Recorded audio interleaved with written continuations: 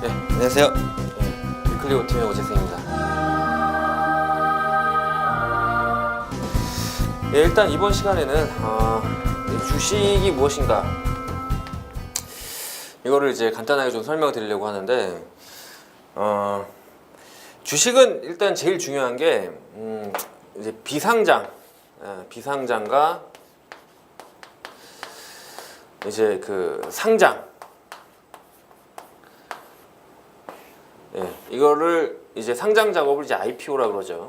그래서 IPO 이전의 주식이랑 IPO 이후의 주식, 더 정확하게 얘기하면 이제 비상장도 매매하신 분들이 있으니까, 여기서 이제 비상장 단계에서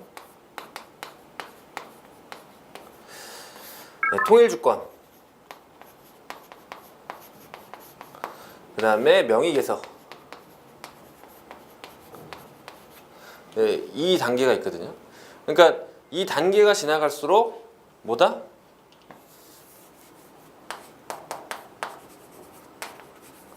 유동성이 부여가 된다, 이렇게 보시면 됩니다. 그러니까 일단 제일 먼저 회사가 이제 법인이 설립이 돼야겠죠. 뭐 법인 설립은 요즘 굉장히 좀 쉽죠. 그냥 법인 설립만 하면 이제 설립이 되는데, 법인 설립을 하고 이제 회계장부를 작성을 하고, 그다음에 창업투자 회사들한테 이제 펀딩을 받는 경우가 많죠.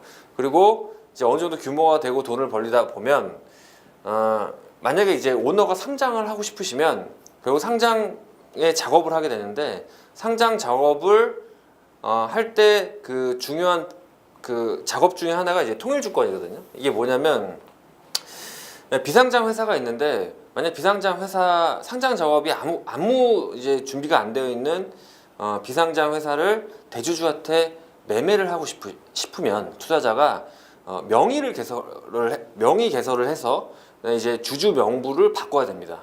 그렇게 이제 둘 간에 사계약을 해서 이제 주주 명부를 바꿔야지만 이제 비상장을 매수할 수가 있는데, 통일주권이라고 이제 주권을 발행을 하게 되면 회사가 이제 그 증권사의 HTS의 계좌로 주식을 이체가 가능합니다. 그러니까 여러분들이 요즘에 그 주식을 대부분 이제 HTS에서 이제 내가 뭐 삼성전자나 하이닉스 같은 거 주식을 사게 되면, 내가 매수를 하게 되면 내 잔고에, 내 명의의 내 잔고에 뭐 삼성전자 뭐 몇 주 이렇게 들어가 있죠. 그런 것처럼 비상장 주식도 통일주권이 발행이 되면 뭐 A라는 주식이 몇 주, 물론 가격은 안 써 있습니다만 몇 주가 딱 이제 내 잔고에 들어오게 되는 거죠. 근데 그 전에 비상장 전의 단계에서는 이제 그러니까 통일주권이 발행되기 전의 단계에서는 그거를 이제 직접 만나서 명의개설을 하지 않으면 내가 그걸 살 수가 없는 겁니다. 그래서 현금을 주고 내 명의개설을 이제 해서 내가 소유권을 찾는 방법으로 이제 해야 되거든요. 그러면 비상장은 이제 명의개설 때는 거의 매매가 잘 안 되다가 통일주권이 나오고 나서 이제 매매가 좀 많이 되고요. 그 다음에 상장을 하게 되면 이제 여러분들이 아시는 HTS에서 서로 수많은 모르는 매도자와 모르는 매수자들이 사고 팔 수 있게 되는 거죠. 근데 일단은 이제 주식의 생애 주기를 딱 놓고 보면, 먼저는 제일 중요한 게 뭐냐면 이 대주주의 속성을 좀 알아야 돼요. 그러니까 주식을 좀 잘하기 위해서는 당연한 얘기겠지만 주포가 누군지를 좀 잘 알아야 됩니다. 주포가 누군지를 잘 알아야 되는데, 주포가 대주주일 수가 있고요. 그 다음에 뭐 기관 투자자일 수도 있는 거죠. 이제 어떤 기업은 대주주 지분이 굉장히 낮아서, 그리고 기관 투자자의 지분이 굉장히 높으면 사실상 대주주보다는 뭐 기관 투자자가 더 영향력을 발휘할 수가 있는 거겠죠. 그래서 제가 그냥 그 경험상으로 딱 생각을 해보면, 보통 시가총액 1000억을 기준으로 이제 기관 투자자가, 옛날에는 이제 연기금에서 국민연금 뭐 운용할 때 뭐 1000억 미만은 하지 말라는 뭐 이렇게 그런 약간 암묵적인 규정도 좀 있었다고, 내부 운영 규정도 있었다고 제가 알고 있는데, 요즘에는 뭐 그런 게 없어졌다고 합니다만, 펀드 매니저의 생리상 보통 시가총액이 1000억이 안 되는 거를 매수를 이제 좀 잘 안 하려고 그래요. 그냥 뭐 이게 정답은 없지만 제가 제 오랜 경험으로 미루어 보면 좀 그런 성향이 있어요. 그래서 제 생각에는 시가총액이 1,000억이 안 되면 주로 이제 제일 많은 영향을 끼치는 건 대주주다 좀 이렇게 보여지고요. 그다음에 시가총액 1,000억이 넘으면서 기관들 수급이 정말 실적이 좋으면서 이렇게 추세를 타고 쫙 올라가는 종목들은 기관 투자자의 영향력이 점점 강화가 된다 좀 이렇게 보여지고요.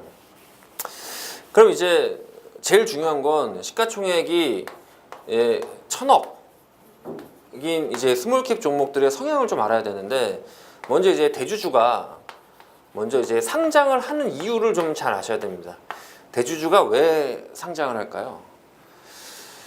상장을 하게 되면 이제 보고서를 결산 보고를 해야 되고, 그다음에 상장이기 때문에 뭐 거래소나 금융감독원이나 또 이렇게 뭐 이제 지켜보는 유관기관이 굉장히 많죠. 그래서 제가 볼 때는 이제 비상장과 상장으로 놓고 봤을 때 대주주가 상장을 하고 싶어하는 제일 큰 이유는 먼저 자기 재산의 유동화, 재산의 유동성을 부여하고 싶어합니다. 그래서 내 돈이 정말 언제든지 주식시장에서 팔 수가 있다. 물론 공시를 해야겠지만 유동성을 좀 확보하고 싶어서 하나고, 또 하나는 직접금융. 여기서 정말 제가 강조하고 싶은 게 이건데, 대주주가 상장을 하는 이유 중에 가장 큰 이유 중에 하나가 바로 직접금융입니다. 직접금융이 뭐냐면 비상장 회사라면 기업이 돈을 어디서 빌리죠? 은행에서 빌리죠. 은행 말고도 있겠지만 대부분은 은행에서 빌릴 겁니다. 근데 상장을 하게 되면 뭘 할 수가 있죠? 네.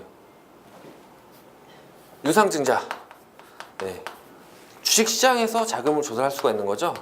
그 다음에 뭐 CB, 뭐 BW 이런 것들을 누구한테? 개인 투자자한테. 네. 우리가 말하는 소위 개미한테 돈을 받을 수가 있는 거죠. 그러니까 내가 상장하기 전에는 은행한테 정말 아쉬운 소리 하면서 돈을 빌렸어야 되는데, 상장을 하고 나서는 뭐 유상증자, CB, BW 이런 것들을 발행을 하면서 직접 개인 투자자들한테 자금을 조달할 수가 있는 거죠. 그러면 여기서 이게 왜 중요한 개념이냐면, 유상증자, CB, BW 다 뭐죠? 주가가 희석화되는 겁니다. 주식 수가 늘어나는 거죠. 주식 수가 늘어나니까 당연히 부담이 되는 거죠. 주식 수가 늘어나면 매도할 사람이 더 많아지겠죠. 그러면 대주주가 직접 금융을 하기 위해서 상장을 하는 게 가장 큰 이유 중에 하나라면 뭐가 되게 중요할까요? 대주주가 어떻게 매자닌을 관리하는지 이거를 아는 게 주식 투자에서 제일 중요합니다. 어떤 종목이요? 시가총액 1,000억 미만의 종목은.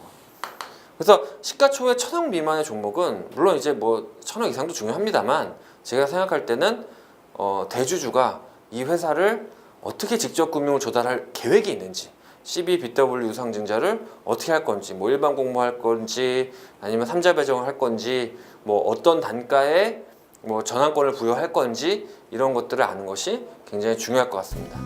이번 시간은 이제 기본적 분석과 기술적 분석을 좀 밸류 투자자나 그다음에 주식하시는 분들은 기술적 분석을 굉장히 좋아합니다. 거의 시작하면 다 이 기술적 분석을 하시는 것 같아요. 그 기술적 분석으로 매매를 하시는 것 같은데,